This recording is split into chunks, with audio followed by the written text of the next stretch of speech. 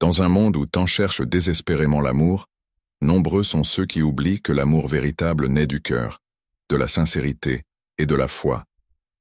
Aujourd'hui, nous allons explorer 7 méthodes issues de la sagesse islamique pour attirer l'amour de manière naturelle, sans mendier, et en suivant les principes divins. Car l'amour véritable ne se demande pas, il se mérite. Allah nous rappelle dans le Saint-Coran, « Certes, ceux qui croient et accomplissent de bonnes œuvres, le tout miséricordieux leur accordera son amour. » Sourate Maryam, 19, 96. Quand ton cœur est rempli par son amour, c'est comme si une lumière douce et réconfortante enveloppait ton âme. Tout devient plus clair, plus paisible, et les autres relations dans ta vie trouvent leur juste équilibre. Le prophète Muhammad, paix et bénédiction sur lui, nous a rappelé que l'amour d'Allah est incomparable, pur et illimité. Il a dit « Allah aime ses serviteurs plus qu'une mère n'aime son enfant. » Imagine cet amour, un amour sans condition, un amour qui ne faiblit jamais. Mais cet amour divin, le cherches-tu réellement? Ou bien est-ce que tu l'as laissé s'effacer derrière les distractions de ce monde? Pose-toi cette question. Quand as-tu pour la dernière fois pris un moment pour parler sincèrement à Allah? Pas une prière machinale, pas une demande superficielle, mais un vrai moment d'intimité, où tu l'as remercié pour les bienfaits visibles et invisibles qu'il t'accorde chaque jour. Dans le Saint-Coran, Allah nous rappelle « Et quand mes serviteurs t'interrogent sur moi, alors je suis tout proche. Je réponds à l'appel de celui qui m'invoque quand il m'invoque. Qu'ils répondent donc à mon appel et qu'ils croient en moi, afin qu'ils soient bien guidés. » Sourate Al-Baqarah, 286. C'est une promesse. Allah est proche, plus proche de toi que ta propre veine jugulaire. Il entend tes prières, tes silences, et même les battements de ton cœur. Alors, commence dès aujourd'hui. Réserve un moment, même quelques minutes, pour simplement ouvrir ton cœur à Allah. Dis-lui tes craintes, tes espoirs, tes rêves. Dis-lui ton amour. Obéir à ses commandements et aimer ce qu'il aime est la clé pour atteindre cette connexion profonde avec lui. Souviens-toi, quand ton cœur s'attache à Allah, tu n'as plus besoin de courir après l'amour des gens, car il place alors dans ton cœur une sérénité que rien, ni personne, ne peut te voler. 2. Sois une source de bonté. La bonté est une lumière. Une lumière qui éclaire les cœurs et illumine les vies, même dans les moments les plus sombres. Être bon, ce n'est pas seulement un devoir, c'est une invitation à semer l'amour et la paix autour de toi. Chaque sourire que tu offres, chaque parole douce, chaque acte d'entraide, c'est une graine que tu plantes dans le cœur des autres.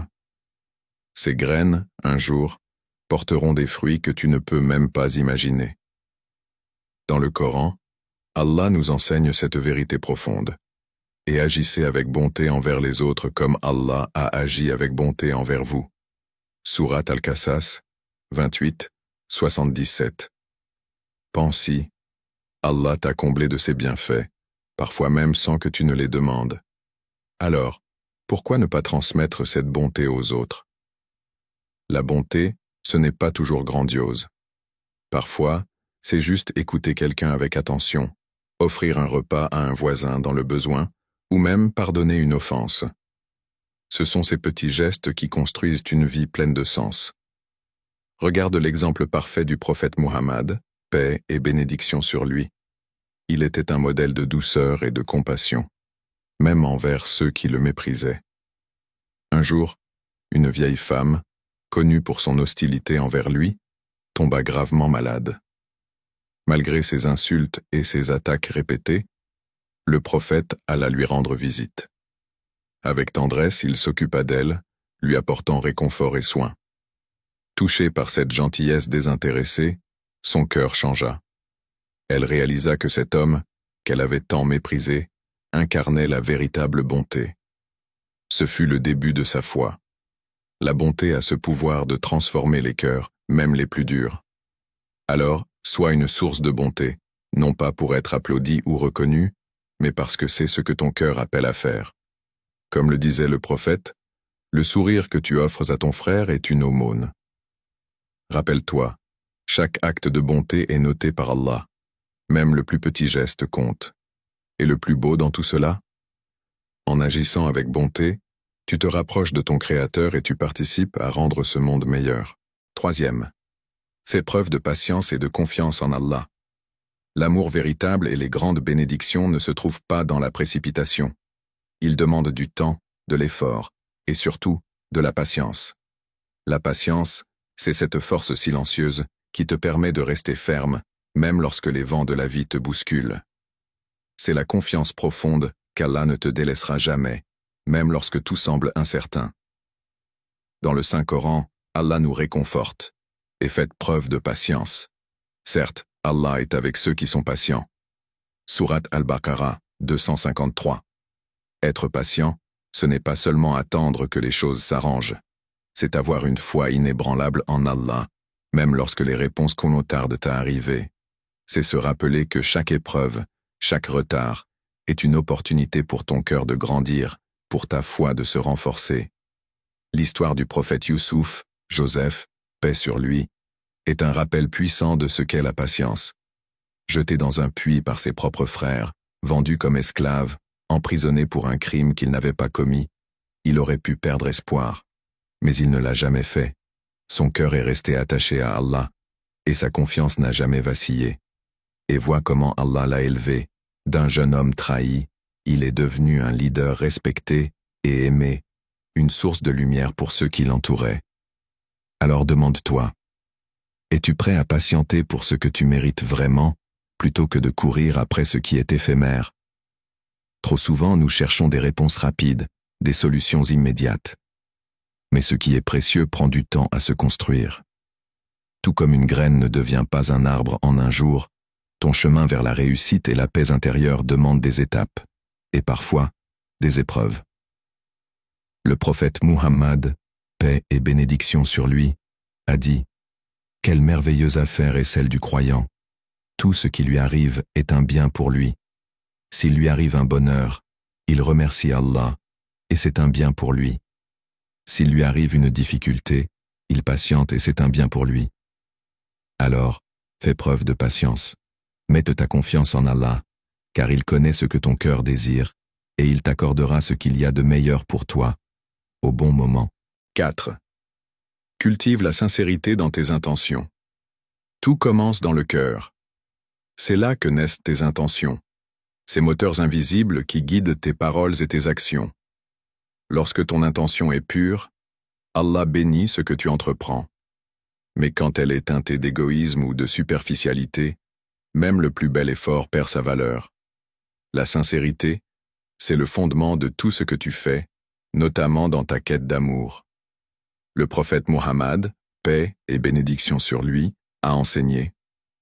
Les actions ne valent que par leurs intentions, et chacun sera récompensé selon son intention. Alors, pose-toi cette question essentielle. Pourquoi cherches-tu l'amour? Est-ce pour plaire à Allah, pour construire une relation qui te rapproche de lui? Ou est-ce pour nourrir ton ego, répondre aux attentes de la société ou combler un vide intérieur?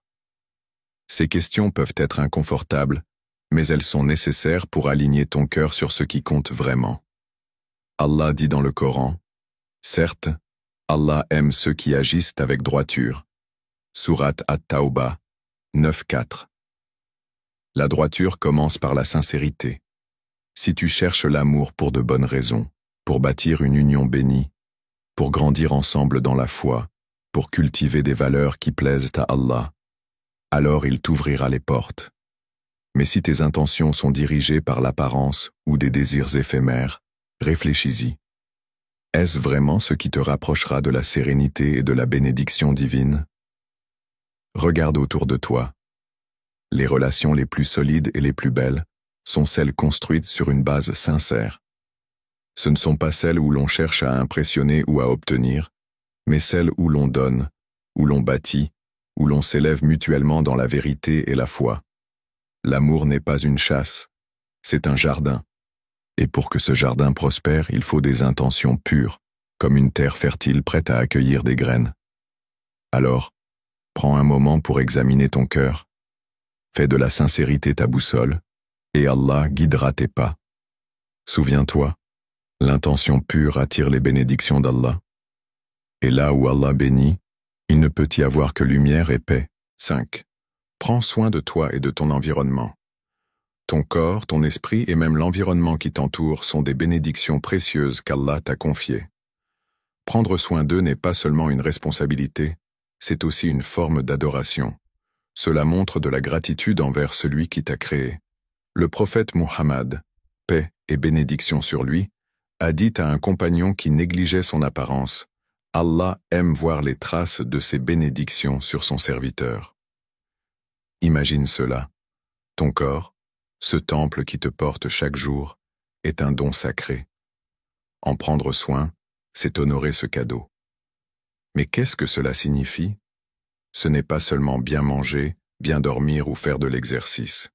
C'est aussi nourrir ton esprit avec des pensées positives, de la connaissance et de la spiritualité. C'est créer un environnement qui apaise ton âme, un espace où ton cœur se sent proche d'Allah. Dans le Saint-Coran, Allah nous rappelle « Mangez et buvez, mais ne commettez pas d'excès, car Allah n'aime pas les excessifs. » Sourate Al-Araf 7:31. Prendre soin de toi, c'est trouver cet équilibre. Ne pas tomber dans la négligence mais non plus dans l'excès. C'est un acte de gratitude envers ton Créateur qui t'a donné un corps fonctionnel, une âme lumineuse et un esprit capable de réflexion. Et ton environnement? Regarde autour de toi. Est-il une source de paix ou de chaos? Ton espace reflète souvent l'état de ton cœur. Un endroit propre, ordonné et harmonieux nourrit ton esprit et ton bien-être. Même le prophète nous a encouragés à maintenir notre environnement sain et agréable. Alors demande-toi, traites-tu ton corps et ton esprit comme des cadeaux d'Allah? T'accordes-tu le temps de te recentrer, de respirer, de grandir? Prends-tu soin de ce qui t'entoure, comme un jardinier qui veille à ce que son jardin fleurisse? Souviens-toi, prendre soin de toi n'est pas un acte égoïste. C'est un acte d'amour, de gratitude et de foi. Car en prenant soin de toi, tu te rends plus apte à adorer Allah et à être une source de bonté pour les autres. 6. Fais des invocations, douas. Ne sous-estime jamais la puissance de tes paroles lorsque tu lèves les mains et invoques Allah. Une simple invocation peut changer le cours de ta vie, apaiser un cœur troublé et ouvrir des portes que tu n'imaginais même pas. L'invocation est un acte d'adoration profond, un dialogue intime entre toi et ton Créateur. Allah te le promet clairement dans le Coran. Invoquez-moi, je vous répondrai. Sourate Ghafir 40-60. C'est une invitation divine, une assurance que tes prières ne tombent jamais dans le vide. Peut-être que la réponse viendra rapidement, peut-être qu'elle prendra du temps, ou peut-être qu'Allah te réserve quelque chose de mieux encore. Mais sache une chose, aucune invocation sincère n'est ignorée. Un jour, un jeune homme aspirait à se marier avec un partenaire pieux, quelqu'un qui partagerait ses valeurs et sa foi. Il invoquait Allah sans relâche, plaçant toute sa confiance en lui. Avec le temps, Allah exauça son vœu, mais pas de la manière qu'il attendait. La personne qu'il rencontra fut un véritable cadeau, bien au-delà de ses espérances. Ce qui semblait impossible est devenu réalité, grâce à la puissance des douas et à la sagesse d'Allah. As-tu toi aussi confié tes besoins en amour à celui qui connaît ton cœur mieux que toi-même? À celui qui est Al-Wadoud, le très aimant, et Al-Hakim, le sage? Ou cherches-tu encore à tout contrôler, comme si tu pouvais voir l'avenir ou comprendre les plans d'Allah?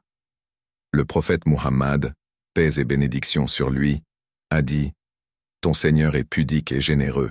Lorsque son serviteur lève les mains vers lui, il est gêné de les lui rendre vides. » C'est un rappel puissant. Ne cesse jamais d'invoquer Allah, même pour les plus petits détails. Exprime-lui tes espoirs, tes craintes, et confie-lui ton avenir. Fais de tes douas un refuge, une ancre dans la tempête de la vie. Souviens-toi, celui qui t'a créé connaît les désirs de ton cœur. Fais-lui confiance, invoque-le avec sincérité et patience, et laisse-le écrire ton histoire avec la sagesse et l'amour qu'il seul détient. 7. Recherche l'amour en suivant les voies halal. L'amour véritable, celui qui nourrit l'âme et apaise le cœur, ne peut être trouvé dans ce qui est interdit. Les relations éphémères, les plaisirs instantanés et les attachements sans bénédiction divine ne font que te détourner du chemin de la sérénité. L'amour qui dure, celui qui grandit et s'épanouit, se bâtit sur des bases solides, le respect des commandements d'Allah et la recherche de sa bénédiction. Allah dit dans le Coran, « Et parmi ces signes, il a créé de vous, pour vous, des épouses, afin que vous viviez en tranquillité avec elles. Et il a mis entre vous affection et bonté. » Sourate Ar-Rum 30-21. Ce verset sublime décrit l'essence d'un amour halal, une union fondée sur la tranquillité, l'affection et la miséricorde. Lorsque tu choisis de suivre les voies halal, tu invites Allah à bénir ton amour et à placer sa lumière dans ta relation. C'est un amour qui t'élève, qui te rapproche de ton Créateur et qui te protège des regrets et de la culpabilité. Le prophète Muhammad, paix et bénédiction sur lui, a dit « Lorsque deux personnes se marient, elles accomplissent la moitié de leur religion. » Cela montre à quel point le mariage, lorsqu'il est fait dans le respect des lois divines, est une étape importante dans la vie spirituelle du croyant. Mais cela demande de la patience et du discernement. Il ne s'agit pas de se précipiter dans une union simplement pour satisfaire un désir, mais d'attendre, de prier, et de construire une relation où Allah est au centre. Es-tu prêt à attendre et à construire un amour halal, béni par Allah? Ou es-tu tenté par les chemins rapides mais risqués? Sache que l'amour véritable ne se trouve pas dans ce qui brille en surface, mais dans ce qui a des racines profondes, nourries par la foi et la sincérité. Rappelle-toi, chaque sacrifice que tu fais pour suivre les voies halal est une porte qui s'ouvre vers les bénédictions. L'amour halal n'est pas une limitation, mais une protection pour ton cœur, ton âme et ton avenir. Fais confiance à Allah, il connaît ton cœur, et il te guidera vers la personne qui est vraiment destinée à toi, au bon moment et de la bonne manière. L'amour que tu cherches commence par toi-même et ta relation avec Allah. Souviens-toi, l'amour véritable est un don, non une quête désespérée. Fais confiance au plan divin et laisse Allah guider ton cœur vers ce qui est meilleur pour toi. Alors, quelle méthode vas-tu appliquer dès aujourd'hui pour attirer un amour authentique ?